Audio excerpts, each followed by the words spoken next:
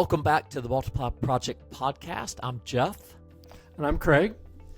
Craig, we spent the entire first season talking about the fact there are church planters in your church. Today, we actually get to prove it. That's right, Jeff. I'm especially excited about today's conversation because it's personal.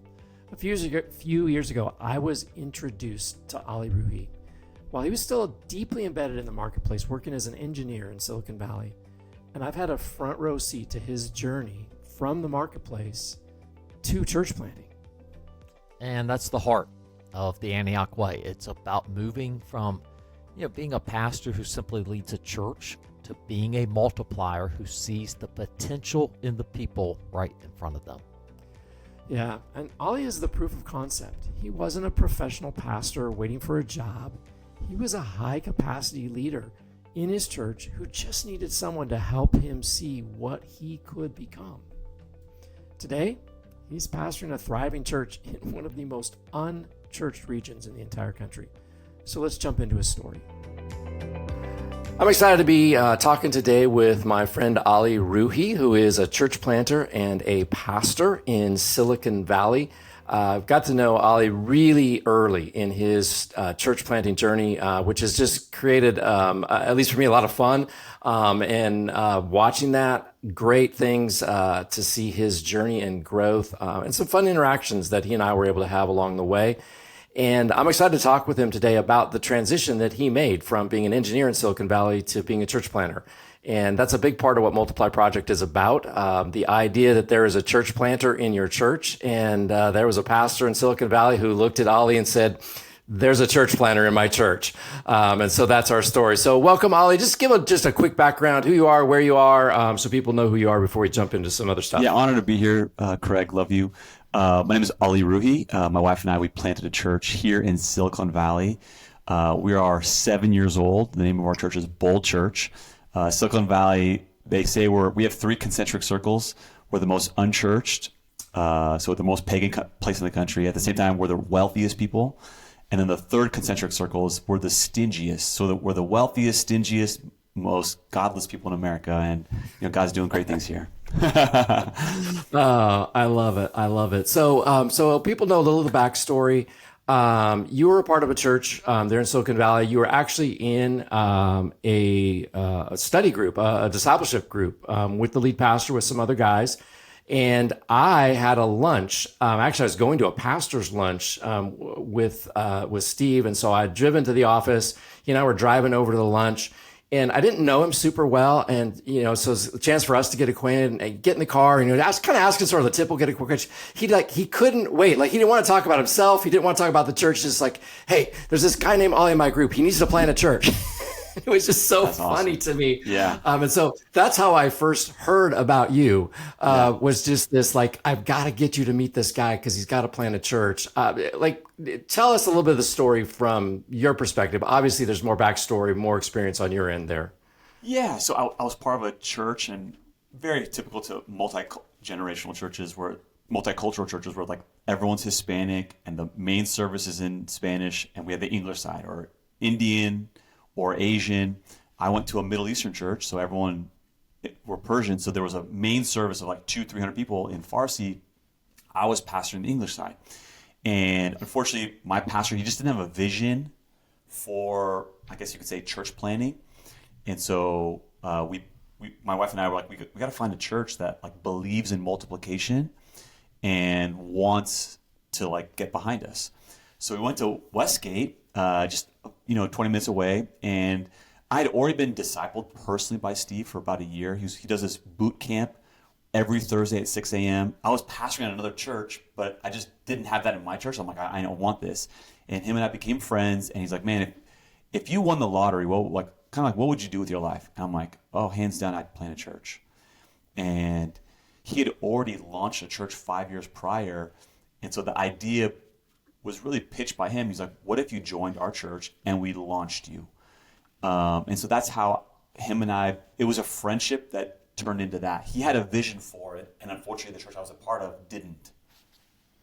Yeah, that's great. You didn't just arrive at if I could do anything, I'd plant a church. So there's more backstory there to just your life story, how God had worked through your life up to that point. So help people understand sort of a little bit more of your personal background, your family, your education, all of those things, because it's pretty unique too. Yeah, classically trained as a software engineer. So that's typical Middle Eastern culture. Your dad, when you're 18, goes, you got to be a doctor, lawyer, or engineer. And there's not really a choice because there's so much social pressure because they sacrifice so much to leave their country. And so there's this pressure. Like I went into engineering, did it for 14 years, got saved at 24, probably later in life than most people, and immediately started serving my church. Within a few months and a year, started going to Bible college on Tuesday nights and leading youth group on Friday. So there's this idea that I didn't out of nowhere plant a church. That's Goliath. But I was the example I use is David killed, the fox, and then he killed the bear, and then he killed the lion. It was this progressive growth of more and more responsibility, and then it was Goliath. So I had been doing bivocation for 7 years, was teaching twice a month at my previous church, leading youth group on Fridays, all while going to Bible college on Tuesdays for 5 years and, being an engineer 50 hours a week. It was just crazy. Yeah. When in that journey did the idea of church planting really first start to roll around in your head or your heart? Because obviously you were doing ministry, so you got involved in ministry and leadership really quick.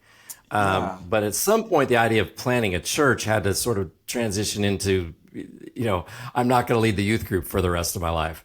Yeah. I think when I turned around 30 years of age, there was this fork in the road, if you want to call it that. And I needed clarity from God. I said, God, I could easily go do a startup or start a business, or do you want me to go into the church world? And I was willing and open to whatever God wanted. And at the time, prior to that, this is so funny, I'd already given God my vacations prior to that. So imagine I'm an engineer for 50 weeks or 47 of them. And the 4 or 5 that I get off every year as an engineer, I would go on mission trips. And so my heart for evangelism and my heart to reach the lost was not, it didn't grow overnight. It was this 4 or 5 year growth period. And so right around the age of 30, the Lord was let's switch. You give me the 47 and I'll let you do whatever you want for those 4 big. And it was he was saying, come and do church ministry. And that Tuesday, that Monday, after I had this encounter with God in my prayer closet, I go to my pastor and I'm like, hey, I want to plant a church. And he's like, you've never even preached on the adult side. And he was like, you're crazy.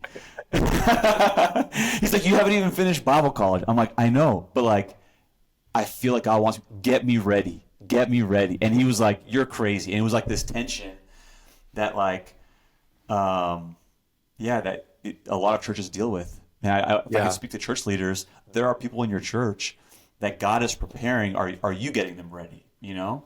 That's really hard to do. Yep. I think I've been talking about this recently, and I need to write sort of something more meaningful to really try and explain it. But I've come to sort of conclude that there is a church planter pathway myth. And essentially the myth is that great staff people make great church planters. Oh, that's so good. Yeah, that's so true. And it's not true. It's not true at all. Great staff people make great staff people. Great church planters make terrible staff people. And I just kind of came out and said, I was a terrible staff. Before I planted a church, I was a terrible staff person. And I kind of jokingly say, because everything I see, I always have 5 ideas about how to make it better, and my ideas are always right. That's so true. And there's an edge to church planners that we're willing to risk and do things out of the box that a normal staff person is unwilling, and they're not even wired to do. I think a lot of church planners who haven't met God are CEOs in the Tech Valley. They're apostles that not given their gift to God, you know? Yeah. So it's just interesting. I have came to the conclusion a long time ago. If I hadn't gone into ministry, been a church planner, I would have been some kind of entrepreneur. That's all I know how to do is start stuff. Yeah. That's all I know how to do is start things. It's the same gift set. That's I think the key is there's probably a business owner in your church, an entrepreneur who has a big heart for ministry. He just hasn't been given a platform because he didn't go to Bible college. He's not leading your groups, or he's not leading your Sunday teams. It's like, no. There is something there that he has that other people on your staff don't have. Yep. So you experienced that initially, and you've talked about, Steve came along, sort of saw that in you. Talk about some of the external influences. So obviously, the root of calling is in your prayer closet. And for anybody who would hear this, who is, whether a pastor or someone thinking about church planning, like that's where that starts. Like if you're in your prayer closet and not absolutely convinced this is what God wants you to do, you just go back to your prayer closet. But there are people who become influential in the journey as well, and you experienced that. So share a little bit about that. Yeah, I think Steve was like, hey, look, I love that you pray and have a prayer life. He's like, but we need experts to verify if this is really what you're called to do. And I essentially went to what's called a church planning assessment. I call it the equivalent of the NFL combine, but for pastors. They measure how fast you can run, how much you can bench, how far you can, but not like physical gifts, but like more like your leadership and influence and teaching gifts. You're being evaluated the same way you would as if you were an NFL athlete. And it is a 3 or 4 day intense. They're looking at your marriage. They're looking at your wife, everything. And that's where I met you on this journey. I went to CPAC. That's what's called Church Planning Assessment. And I went in very terrified, to be honest. I'm like, okay, and is this pizza that I had? Is this I guess you could say like my flesh, or is this really something from God? And I came out of that experience completely different, because the affirmation I got from men who had done this for 20, 30 years was so life-giving. I remember my wife and I talked about this afterwards. It was like we were on cloud 9 for 2 or 3 months, because we had people who weren't crazy, because church planners are crazy. And they're saying to you, you're not crazy. God's getting behind you. And it's like wind in your sails. And that's when you became my coach, and we began having, monthly coaching calls, and this idea, which was just in my head on a piece of paper, like began to like rubber on the road. Like, how do we actually do this? Yep. Yeah, this is great. And it's fun. I've been a part of leading those centers for almost 20 years now. And I think I'm always most intrigued by the people who come in fearful, and not in a fearful of man way, really more of a fearful of God way. I just don't know, and what is going to happen in this experience, and all those kinds of things. And but then you see the gifts and the talents and the skills that God's given them. You realize, oh yeah, this is a person who can, and really sometimes you just go, wait, it isn't just can. This is a person who should start a church. And so that's, for someone who's sort of been on the other side of that, that's always the joy of that experience, is be able to affirm that in other people. And so I've always really, really enjoyed that experience, and it's an honor. Can I add one caveat to that as well? Yes. So part of my engineering background is I'm always evaluating things on ROI. You're just trained classically. Yeah. And so pick the game, for example, from Monopoly. You don't want to play me because I know mathematically like when I play poker, it's not a game of cards, it's a game of math and probability. Monopoly is the same way. You don't want Park Place and the green. You want the second lane, the purple and the orange, because you invest the least amount of money and you get the greatest ROI. I read this article by Tim Keller, and he used that entrepreneurial language. He said, what is the greatest ROI to reach lost people? And my antenna went up. I said, yes, I love lost people. He says, is it being a campus pastor? He's like, no. Is it planting a prayer ministry? He said, no. Is it college? And I'm like, tell me the answer. Like he's explained this article, and like your heart is like exploding reading it. He's like, it's church planting. And the moment I read that, I said, God, I want to be a part of that. Because my mind was already like, what's the best way to do this? So that was a factor on my journey before CPAC that opened my heart to like, I want to be a part of this because the ROI is so great. Yep. And it's so funny that you share that. for us in my generation, I guess it wasn't Tim Keller. It was Peter Wagner who wrote a book called Church Planting for the Greater Harvest that had in the beginning of this idea that church planting is the most effective way to reach people far from God. And it was just, I love him but too, it was by the way. same motivation. Yeah. Like, I don't want to waste, I didn't get into ministry to just sort of, whatever, spin my wheels. Exactly. I want to do something that makes a difference. And the thing I care about the most is helping people who are far from God, meet Jesus and have their lives transformed. And if this is the best way to do it, then it's the thing I'm going to do because it's the best way to do it. And I've spent the last, whatever, 35 years of my life doing that. I'm grateful for that. But yes, I understand that. And I think there's something to, I don't know, people may be more theological. I think there's a little bit of that that's a clue to apostolic gifting. People who are pastors, shepherds, they're thinking about, how do other people feel? Like, right, which is not bad, right? We need people that do that. And, teachers are thinking about, how do I help people grow? And prophets, like, what's the truth? How do we get people back to center? That's so wise. Yeah. Right. But I think when you're apostolic and sort of that apostolic evangelist, like, there's something about that cares about sort of the ROI, the impact, that internally it's just not okay with you to spend a lot of time on something that doesn't produce fruit. And so, I don't know. To me, I think there's something in that that also is very common for people who are church planners to care about that a lot. And it's not a negative thing. I think sometimes we see it as a prideful thing. But for me, it's not. I know inside of myself that's not rooted in pride. Totally. It's just especially when it shows up in other areas of your life. Like, I do my finances that way. I play Monopoly that way. So why wouldn't I do church that way? Right. Exactly. Yeah. It doesn't matter. Yeah. It doesn't matter what I'm doing. I'm trying to figure out what is the best way to do this to get the maximum out of the inputs. Just everything. So I would agree. Obstacles. So you're a software engineer in Silicon Valley and you want to be a church planner, does this just like flip a switch and I'm a church planner? Like that, there were some tough things along the way in making that transition. Talk a little bit about that. Yeah, I think the two primary were, I was never on staff at a church before I started this church. So the idea of like living off a salary, and this is where you really helped me understand. Like, I remember when I came with you with my budget and you're like, what is this? And I was like, this is my budget. And you kind of like laughed. You're like, this is like, are you planting a kiddie school in Texas? Like, what? And like, you were so gracious with me, but you're like, this number needs to triple. And I think I brought a budget of like $400,000 to you. And you're like, it needs to be $1.2 million.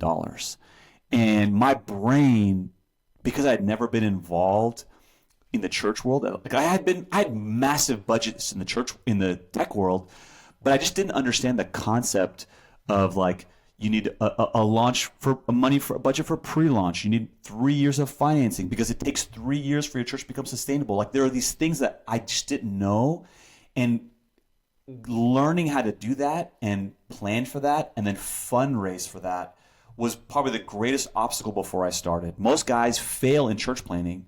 I interviewed 20 of them. None of them had moral failures. None of them didn't have teaching gifts or leadership gifts. 8 out of 10 guys failed because they ran out of money.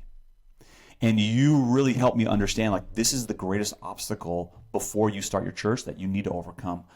And I remember I had this spreadsheet, 500 names of churches. And I was just, I didn't hear no. I was hearing no until I heard a yes. I think I had in the end, like 10 or 15 churches say yes to us, but I had to go through 500 or 480 no's to get to those 20 yeses. And I would never have been able to do that if you didn't give me the mindset that was needed to fundraise. I think you called it the God ask, not the money ask. Yep. Yeah. Just a little caveat here. If someone's going to listen to this that lives in Oklahoma or Tennessee and, hear 1.2 million. Sorry about that. Yeah. You have to understand this is Silicon Valley and rent is $6,000 a month for your house. 10. No, our church was, our mortgage is around 6. And then, our property that we rented for 4 hours on a Sunday was $10,000 a month. Yeah. And that's the going rate for our city. Yep. Yeah. So it is very possible to plant a church in other parts of the country for less than $1 million, but it is very difficult to do in Silicon Valley if someone is not familiar with the place. Talk a little bit about engineer to church planner, because I think you heard that a lot too. Like, engineers can't plant churches. So talk a little bit about. And you've mentioned some things just as we've gone through this, but talk about some of the things that you brought with you from engineering that you realized, oh, I've got a skill that really helps me as a church planner, church leader. And it's, I'm not checking that at the door versus, maybe things you had to learn because, oh, this is really different. Yeah, that was probably the greatest obstacle, is that people wrote me off because like, oh, you're an engineer. You can't do this. You can't do this. And I look back and I understand why they would say that, but I also have to say that there are things that I have that most pastors don't have. Like, for example, I call it like a double-edged sword. There's a positive and a negative side. The positive, like for example, in the church world, there's this idea of like improving your processes, creating a clear pathway. There's an organization called Intentional Churches that really helps churches evaluate their process, their systems. That was Monday morning for me for 14 years. So like when I hear like people go, oh my gosh, Intentional Churches is so amazing. I'm like, that was our Agile meeting. It's a software term we use every Monday that we would have once a month. And you're constantly improving. Like one of my favorite stories is I wrote this piece of software and my principal engineer comes to me and it's about 1,000 lines of code. He's like, this is great. This is awesome. Make it 500. And in my mind, I was like, it already works. What do you mean make it 500? He's like, go rewrite it and make it better. And so that mindset was always in us. Who cares if it works? Make it better. Make it better. And so this continual improvement. In the church world, sometimes I realize that's not there. That's already built into me.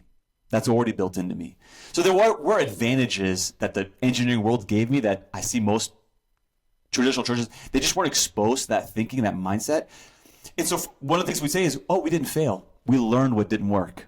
So there was this constant improvement, constant experimentation, and we weren't afraid of failing. That helps so much in church planning that we would just try things. And people are like, what if it fails? I'm like, then we learned what didn't work. we learned what didn't work, Yeah. Yeah, that's great. And I do think there's some things, there's just so many skills that you use, and it doesn't really matter. It's not just engineering, right? You could be in real estate, you could. Yes, totally. Be in the health profession. Like, it doesn't matter what you're doing in the marketplace. Or there's sales. There's probably something you do, skills that you use every day in the marketplace that you don't realize as a church planner or pastor, you're going to use those same skills. And so it's kind of your idea of the concentric circles. They don't overlap completely, but there's more overlap, I think, than people realize.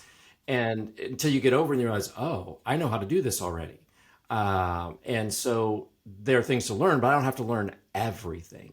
What were some of the things was there something that surprised you? Like you start pastoring a church, like, oh, this is different. I have to change my skills. Or I have to change my mindset about this because this is not the same as engineering.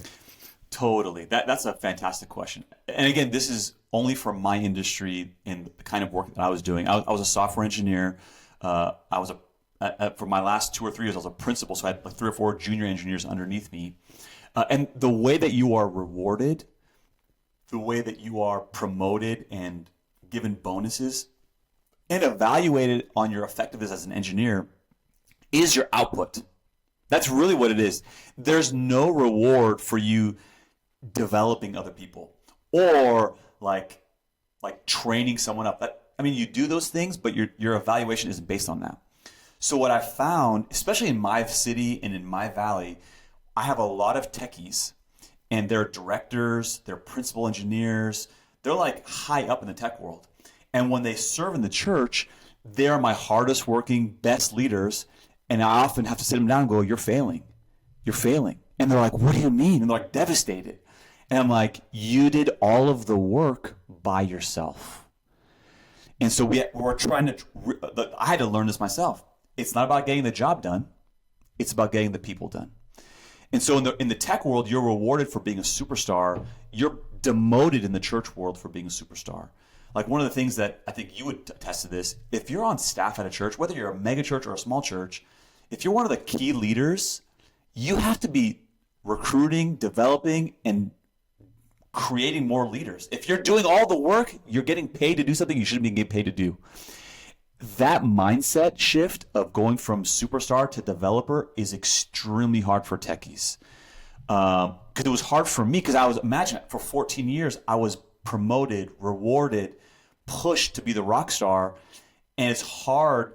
The language I use is a tithe ministry way. You need to literally give it away, and it feels hard to develop other people and release it. That has been the greatest struggle and challenge for doing church in Silicon Valley, because often what I've found is people want what's called leadership placement. They want someone to come to their church, arrived and ready to go, and you're like, oh, let me just place you on this team with these people. And because there's no Bible college within 150 miles, we're already the most unchurched. That means if I want a ready leader, I have to take him from unsaved and create a pathway for him to become that person. Because I have to grow him. I have to develop him, because they don't show up that way. That has been the greatest mindset shift, is I'm a developer, not a placer of people. Yeah. Yeah. And I think there'd be any number of things. You go from world where and maybe people haven't lived that world. To some extent, you're evaluated on how many lines of code did you write? Yeah, exactly. Right. To, how many people have I built, added to my team? Like, it's just completely different. And it isn't even just how many people. It's how have those people grown? How have they developed? How, what's their spiritual growth? What's their leadership capacity? What you just said right there. On the first year of church planning, I would pride myself on having a checklist of like 30 or 40 things I was doing. And now, when I look at my list, if I'm not giving away 90% of it, I know I'm failing as a pastor. Because because it's not that I'm doing less work, it's I'm giving more away than I ever have before.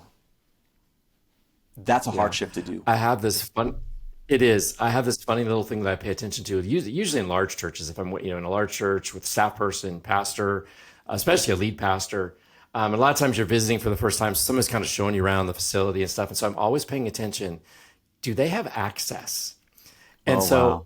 Right. So when a lead pastor of a big church pulls this wad of keys out of his pocket, and unlocks some room, I'm like, this is not a good thing. Versus, right. We get there like, hey, let me show you the auditorium. He tries it, it's locked. He's like, oh man, hang on a minute. And he's texting somebody to say, hey, which sort of seems like that's a bad thing. But I'm like, no, like I just learned something. Like, you are a delegator. It's like the only key you carry is the key to your own office. Everything else has been delegated to somebody else. And that's, so it is, and that could be a tough thing to learn, but that's great insight. Just some takeaways. This is, your journey might be unique, as in, how many other people, grew up in Arabic families in Silicon, just like, we put all the pieces together and it becomes Ollie's story and it's not anybody else's story. But at the same time, the idea that someone goes from working in the marketplace to becoming a church planner is actually not that unique. I think I might have shared this with you. Ryan Bird just a couple of weeks ago came out with something that said that 66%, I think it was, of people in ministry were in the marketplace first. It's like, I got to write a retraction to a section of my book because that's counter to I think how all of us sort of observe or feel about what has happened or what has sort of been the pipeline into ministry. So that aspect of your journey is actually not unique. It's very common. And so, kind of think of it from two perspectives. Maybe first, if there's a pastor listening, who's kind of hearing your story and going, oh, I got at least one, maybe two or three names coming to mind. Like, I just realized what's going on with so-and-so in my church.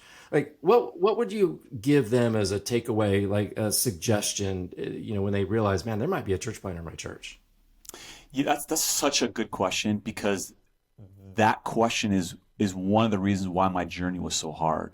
The church I was a part of initially, the pastor didn't have a vision for multiplication. And he has since apologized to me, and we're great friends now. And he said, thank you for expanding my mind to what can happen in the kingdom. And I would first point to the parable of the talents that Jesus talks about. There's a guy, he gives 5, and then there's another gentleman, he gives 2, and then he gives 1. I think what we fail to recognize is multiplication is rewarded, not maintaining. And so there's this idea that like it's not okay to just build your kingdom. You have to multiply whatever God's given you. And if you apply that principle to church planning, that means there are people and quote unquote talents in your church that need to be released and to multiply. And I would say that it first begins with a mindset in the lead pastor. Do I believe that there are people in my church that are not on my staff that have the ability to plant a church? And if I would say 100% yes. 100% yes. Because I sat in a church for literally 7 years, and I was doing all the things church planners do, and because he didn't have the mindset, he couldn't recognize what was on his team. That's my short answer. Yeah. Yeah, for sure. It is. I suppose there's a little bit of a math thing, but I sort of look at it this way, and I know that this isn't literal, but we look at past Ephesians 4. There's these 5 key roles. It's just like, okay, so what if those are evenly distributed? Like, okay, I'm not going to try and theologically, stand on that ground, but let's just, play an imagination game for a minute, right? What if those are evenly distributed? What if there's 5 people in your church? There's a church planner, right? And if there's 50 people in your church, there's 10 potential church planners. There's 500 people, there's 100, so if you're looking out there and thinking, oh man, there's nobody in my church who could plant a church. Well, go back to Ephesians 4 and ask, well, what if it's possible that 1 in 5 people in my church has an apostolic gift and I just don't recognize it? And so, I think sometimes we sort of think, well, but my church is small, or, I sort of heard things like, well, you don't know my people. It's like, well, if you knew the Apostle Paul, would you be like, hey, there's a potential church? But I joke with people sometimes, and I know a few people of whom this is true. They're like, if you've got a former drug dealer in your church, you don't realize that you have a church planner, because pretty much everybody who's been now maybe not the guy on the corner, that just right. But if you've got anybody who actually built a downline as a dealer, you've got a church planner. It's so, or even like a small business owner, those are entrepreneurial people that know how to run a church. At the end of the day, is a small business, and you have to do marketing, you have to do sales, you have to do customer retention, you have to create a service experience that's excellent. Most business leaders know how to do a better job than, unfortunately, pastors, and they're already. Here's the part of my journey, Craig, that I think often isn't talked about. I had only preached 40 times before I planted my church. And you had given, what part of my journey was, we see the calling on you, you just need more experience. And so I remember, I'm like, okay, so what do you want me to do? You're like, start preaching everywhere you can. And I remember you invited me to your church, and I was like, I've never preached to 500 people before. And I was terrified. And you gave me this opportunity, and I didn't fail at it. And so it's one of those things where when you see something in someone, because you had the mindset of a multiplier, because you saw that in me, you gave me a platform that no one else in my life was willing to give, and you knew I wouldn't fail. I think that is so important, that the gifting is there, the calling is there. They just need an opportunity sometimes. Yep. Yeah. On that one specifically, I think this is sort of funny. You didn't fail, but I think pastors sometimes misunderstand even like the concept of how people perceive that. Because I got to stand up and introduce you to our church, as a future church planner or Silicon, just right, a little bit of your story. You actually could have been terrible, and people would have still loved that you came. They wouldn't have been upset with me. They would have loved the fact that that we brought someone like you to come so they could meet you and learn your story.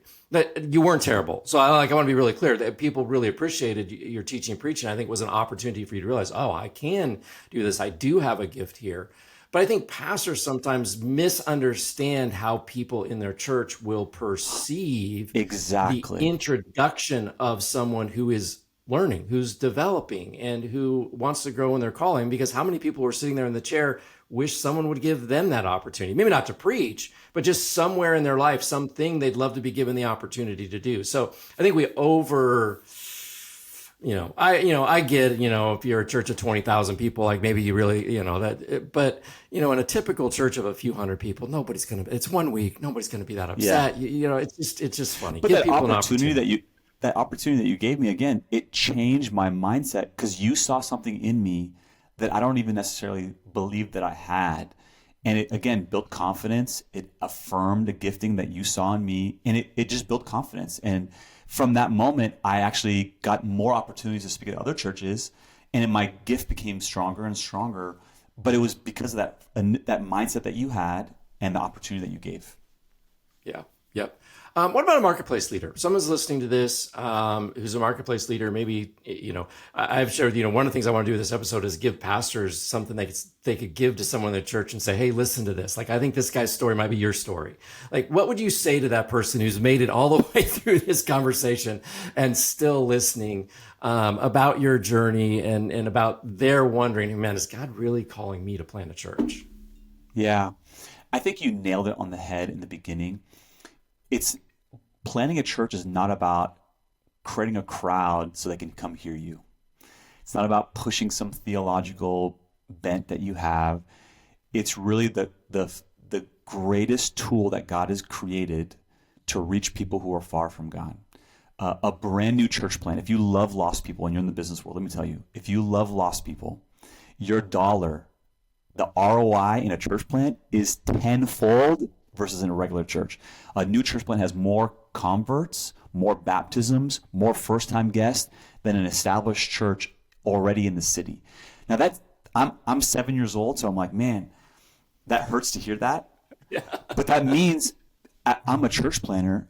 That's why we give to church planners, because I love lost people. So if I'm a business owner listening to this, I'm like, man, when you invest in the stock market, you just invest in like, for example, the Lakers were sold this last year for, I think, $7 or $8 billion. But if you go back to when they were purchased back in 1970, if he had just invested that money in the S&P 500, he would have had $15 billion. His ROI would have been greater if he wasn't a Lakers owner. So most investors, that's how they think. They want the greatest ROI, a business leader, your greatest kingdom ROI. If you want to see more people in heaven, give money to church plants, because your money's going to go further, farther. It's the S&P 500 for the church world. That's great. That's great. Well, hey, it's always fun to hang out with you. And I love getting to see what God's been doing in you and through you. You've got a thriving church there in Silicon Valley. It's growing. I love, online. I don't even remember. Maybe it was just this week or last week, seeing baptisms still, so it's not like those have ended. Yeah. And we saw more decisions for Christ this last year and more baptisms than any other year in our church. I mean, casually I can say this: there's probably 700 people who are in heaven, and over 100 some odd baptisms. Really, because you had a mindset that there are apostles that are still today, church planners that are still alive, and they just need to be given an opportunity. And thank you for giving a software engineer the platform, because there's all these people in heaven because you had that mindset. So thank you. Yeah, well, thank you.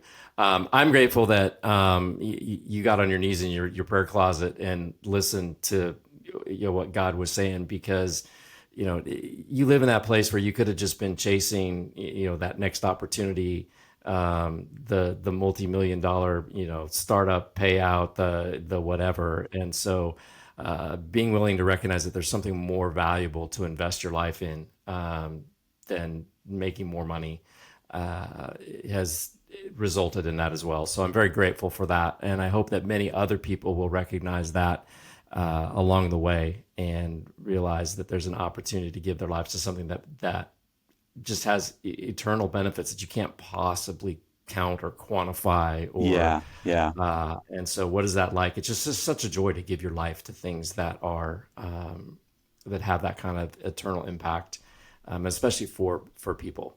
So it's great. It is part of what motivates me. It's not to play, but I look forward to, there's a day that, I'm going to meet somebody who's going to tell me the story, about, meeting Jesus in your church. I don't even, I've never met them. I don't know who their name is. But someday I'll get to hear that story and be like, that's really cool. Like that's just, to invest in something. Thank you for opening the door for guys like me. Yeah. No, it's great. Well, thanks for spending time with us today.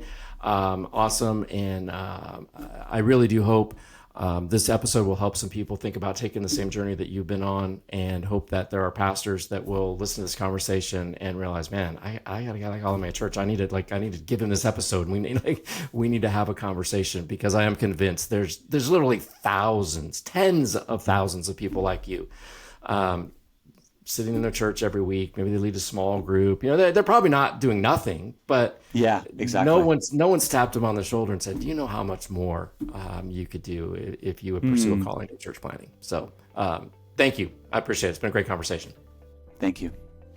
Craig, hearing Ollie's journey from engineering to planting really drives home the point. If we don't look for planters in the marketplace, we're missing the majority of the workforce God has already provided. Absolutely. Ollie's story is not an outlier. It's actually the blueprint. As a multiplying pastor, your job is to be a talent scout. You have leaders in your church right now who have the grit, the skills, and the calling to plant churches. They just need you to tap them on the shoulder. Yes, and if you're ready to start looking at your church through a different lens, we want to help you in that. So head over to multiplierproject.org. You can download the scouting guide that's linked in the show notes. And it is a simple tool designed to help you identify the marketplace leaders in your church who could be your next church planters. Thanks for being with us today on the Multiplier Project podcast. We'll see you next time.